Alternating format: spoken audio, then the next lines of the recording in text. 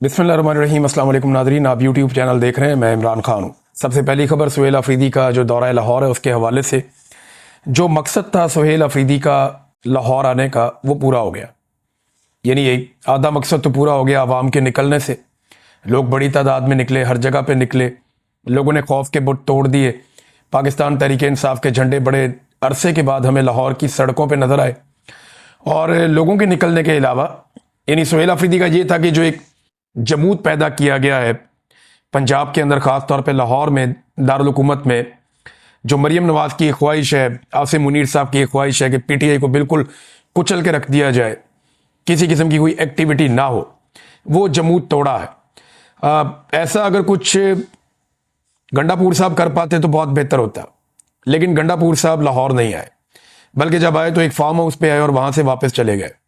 तो उन्होंने वो मौका ज़ाया किया जो उन्हें अल्लाह रब्बुल इज़्ज़त ने दिया था और इमरान खान साहब ने दिया था। लेकिन सुहेल अफरीदी ने लाहौर आने का एक बेहतरीन फैसला किया और फिर लाहौर आने के बाद वो चुप करके बैठे नहीं। उन्होंने एक एक दिन में एक दर्जन से ज़्यादा जगहों के विजिट किए, लोगों के घरों में गए, कारकुनों को मोटिवेट किया, सड़कों पे, गलियों में, हर जगह पे वो कारकुनों को मिले। वो जिस इलाके में जाते रहे वहां पे इलाका बंद होता रहा।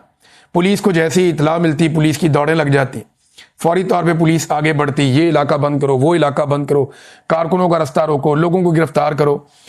बहुत सारे लोगों पे मुकदमा दर्ज हुए, बहुत सारे लोग गिरफ्तार हो गए, बहुत सारे लोगों के घरों पे छापे पड़े।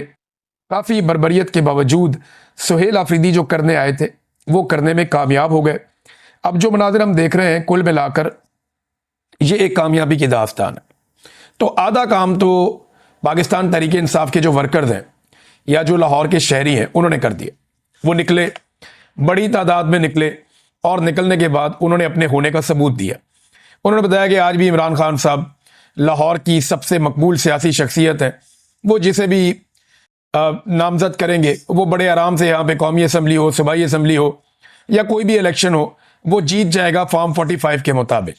अब फॉर्म 47 जो है वो एक नया तरीका वारदात निकाला हुआ है एस्टेब्लिशमेंट ने और इलेक्शन कमीशन ने मिलकर, ये चोरों डाकुओं के साथ।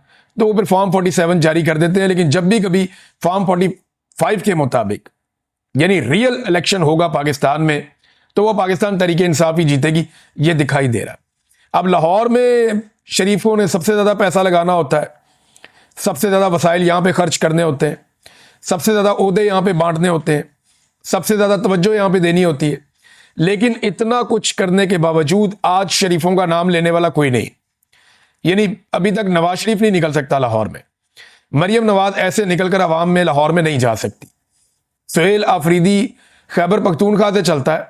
कुछ अरसा पहले तक खैबर पख्तूनख्वा में भी कोई नहीं जानता था, किसी को नहीं पता था कि सुहेल अफरीदी कौन है।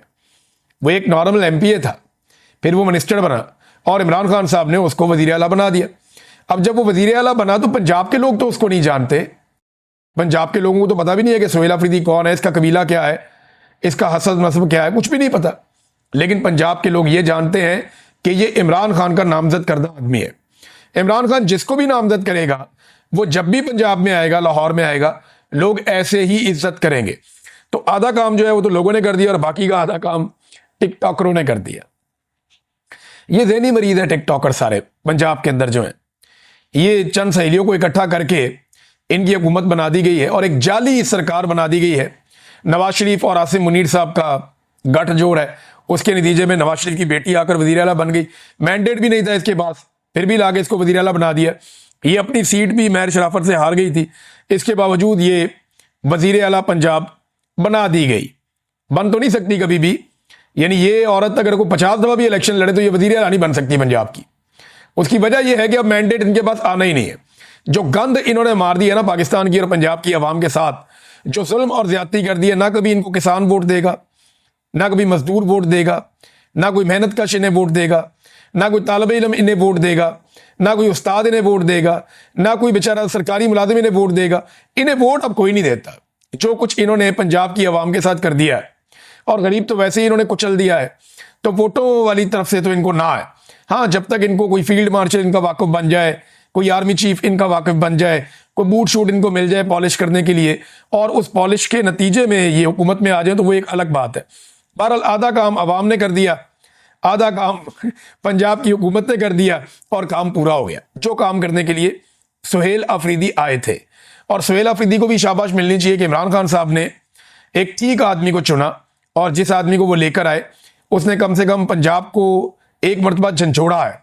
अब देखना यह है कि पंजाब की जो सियासी क़यादत है, यहाँ के MNAs, MPAs, यहाँ के टिकट होल्डर्स, ये सारे लोग अब किस तरह इस सारे मामले को कैश करते हैं। ये जो एक थोड़ी सी तहरीक पैदा हुई है, इस तहरीक को बड़ी तहरीक में कन्वर्ट कैसे करते हैं, ये आने वाले दिनों में पता चलेगा। अच्छा नादरीन, उमर चीमा के घर जाने की कोशिश की सुहेल अफरीदी ने। ये बताया सलमान अकरम राजा साहब ने कि जनाब सुहेल अफरीदी साहब को जाना था उमर चीमा साहब के घर, लेकिन क्योंकि उमर चीमा साहब का घर जो है वो छावनी में है, कंटोनमेंट में, तो कंटोनमेंट में जनाब उन्हें रोक दिया गया, उन्हें नहीं जाने दिया गया। तो अब वो कह रहे हैं जी हम आज दोबारा जाने की कोशिश करेंगे, लेकिन कल उन्होंने जाना चाहा तो छावनी के अंदर घर है कंटोनमेंट में, तो कंटोनमेंट को पाकिस्तान से बाहर तो नहीं है ना। वजीर आला कंटोनमेंट में क्यों नहीं जा सकता? कंटोनमेंट किसी के बाप की जागीर तो नहीं है। कंटोनमेंट जो है वो एक छावनी का इलाका है, लेकिन पाकिस्तान का हिस्सा है। अब वो कोई भारत में थोड़ी है जहां पे वीजा लेकर जाना पड़ेगा, तो वजीर आला को वहां पे जाना चाहिए। वो कह रहे हैं जी आज के दिन में दोबारा कोशिश करेंगे, और बदसलूकी की तवक्को की जा सकती है कि हमारे साथ बदसलूकी भी की जाए। वैसे एस्टेब्लिशमेंट को होश के नाखून लेने चाहिए, ऐसी घटिया हरकतें नहीं करनी चाहिए कि अवाम जो है वो कंटोनमेंट में दाखिल ना हो, या अवामी वजीर आला जो है वो कंटोनमेंट में दाखिल ना हो। जब कंटोनमेंट के लोग पूरे पाकिस्तान में फिर सकते हैं, तो पाकिस्तानी जो है वो कंटोनमेंट में क्यों नहीं जा सकते? ये क्या बकवास है? इंडिया कंटोनमेंट खत्म कर रहा है और पाकिस्तान के अंदर जनाब कंटोनमेंट के अंदर अवामी वजीर आला नहीं जा सकता। ये हालात पैदा कर दिए। वो सुहेल अफरीदी फूड स्ट्रीट गए कि जनाब फूड स्ट्रीट में जाऊंगा, वहां जाके खाना खाना था रात का, और इस बात का बड़ा खदशा था क्योंकि अंदरून शहर में बहुत ताकत है पाकिस्तान तहरीक इंसाफ की। तो लोगों ने बहुत रश लगा दिया जहां जहां से वो गुजरे। सुहेल अफरीदी खुद रुक के नारे लगवाते रहे। अब जब वो फूड स्ट्रीट गए तो उनके जाने से पहले फूड स्ट्रीट की लाइटें बंद करके पूरी फूड स्ट्रीट ही बंद करवा दी। अंदाजा करें ये निजाम कितना डरा हुआ है। वो भैया एक बंदा खाना खाने जा रहा है, वहां बेशुमार लाइटें लगाई गई हैं, वो रात को जागने वाला माहौल है। एक मेहमान वजीर आला आया है, और अगर वो फूड स्ट्रीट में जाके खाना खा लेगा तो आपको तो चाहिए था स्पेशल एहतमाम करते, वहां सिक्योरिटी का बंदोबस्त करते, वहां पे ज्यादा लाइटें चलाते, वहां के होटल वालों को कहते कि अगर ताखीर भी हो जाए तो आपने परवाह नहीं करनी, एक मेहमान वजीर आला आया उसको वहां खाना खाने देना है। इन्होंने क्या किया? इन्होंने लाइटें बंद करवा दी, फूड स्ट्रीट ही बंद हो गई। अंदाजा करें आप। यानी कोई वफद आ जाए ना गैर मुल्की, छोटा मोटा कोई थर्ड क्लास मुल्क का भी कोई गवर्नर आ जाए या कोई हुक्मरान आ जाए, तो ये क्या करते हैं? ये सारी सारी रात लाइटें जला के रखते हैं। ये जनाब शाही किला आधी रात को खोल देते हैं। ये हजूरी बाग के अंदर बड़े बड़े प्रोग्राम करवाते हैं।